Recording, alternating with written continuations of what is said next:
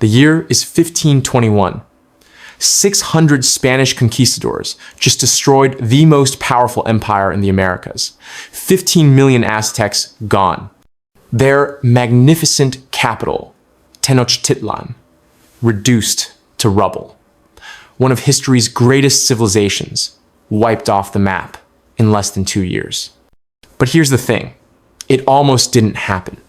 There was one night, one single moment, when everything could have gone completely differently. When the Aztecs came within inches of crushing the Spanish invasion before it even got started. And if they had succeeded, the world you know today wouldn't exist. So what if the Aztecs had won? What if Cortez had died in Mexico? What would our world look like today?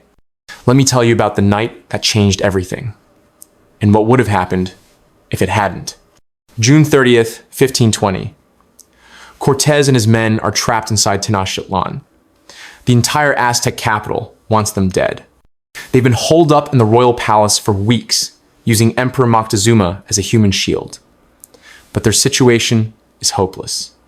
They're outnumbered 100 to 1, surrounded by millions of furious Aztecs and running out of food and ammunition. Cortez makes a desperate decision. They'll escape at night. In history, we call this La Noche Triste, the night of sorrows. Half his men died trying to flee across the lake causeways, but Cortez himself escaped, and that escape doomed the Aztec Empire. But what if he hadn't? Here's what really happened that night. The Spanish tried to sneak out in darkness, carrying stolen Aztec gold, but they were spotted. Aztec warriors swarmed the causeways. Hundreds of Spanish soldiers drowned in the lake, weighed down by gold they refused to abandon. The survivors, including Cortez, barely made it to shore.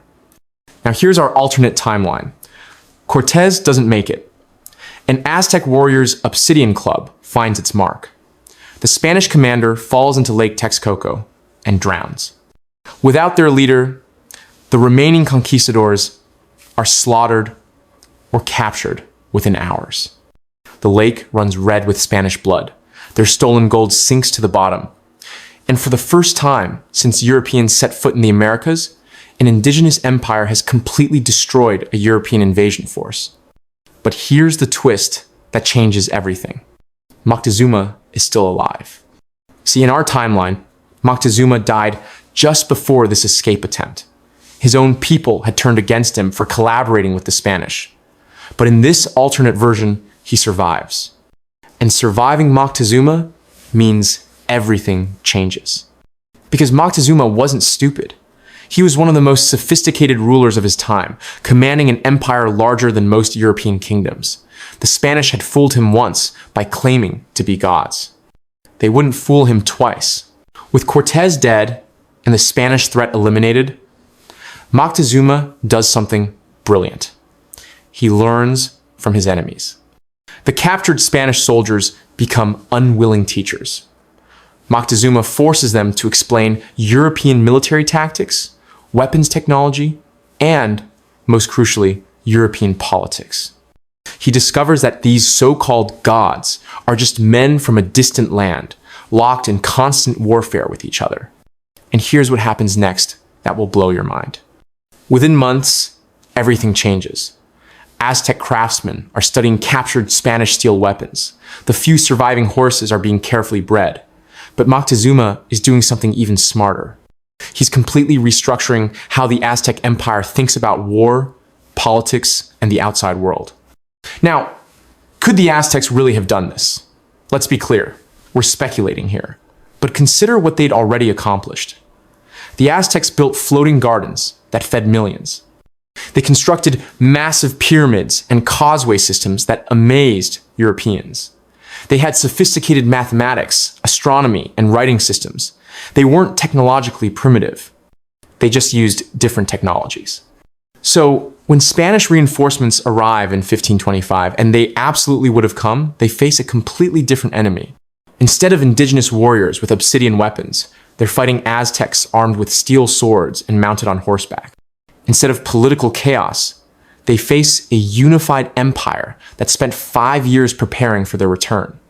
The Spanish expected to fight the same war twice. Instead, they walk into a massacre. Again. And this is where everything goes global. This second defeat sends shockwaves through the Spanish Empire. The loss of Mexico means Spain loses access to the silver mines that funded their European wars. And here's where the global implications get really interesting. Without Mexican silver, Spain goes broke. Charles V, the Holy Roman Emperor, suddenly can't afford to fight the Protestant Reformation. He can't fund wars against France. The entire balance of European power shifts overnight. Meanwhile, other European nations smell opportunity. England and France realize the Aztecs aren't just another indigenous tribe to be conquered, they're a potential military ally against Spain. By 1535, Aztec ambassadors are walking into European courts, negotiating trade deals and military alliances. Think about how radical this is. European colonial expansion was built on the idea that indigenous peoples couldn't resist advanced European tactics. But here's an indigenous empire that not only resisted, it won. Twice. The psychological impact spreads across the Americas. The Inca in Peru, Maya communities, and other indigenous groups. They all suddenly have proof that Europeans can be defeated. But here's the part that would reshape our entire modern world. The ideology of European racial superiority never fully develops. You know, that toxic belief system that justified centuries of slavery, colonialism, and genocide? In our alternate timeline, it gets shattered before it can take root. Because when your superior European armies keep getting destroyed by indigenous empires, it's pretty hard to claim Europeans are naturally destined to rule the world. The entire intellectual framework that supported colonialism, the idea that some races are more civilized than others, crumbles when faced with successful indigenous resistance.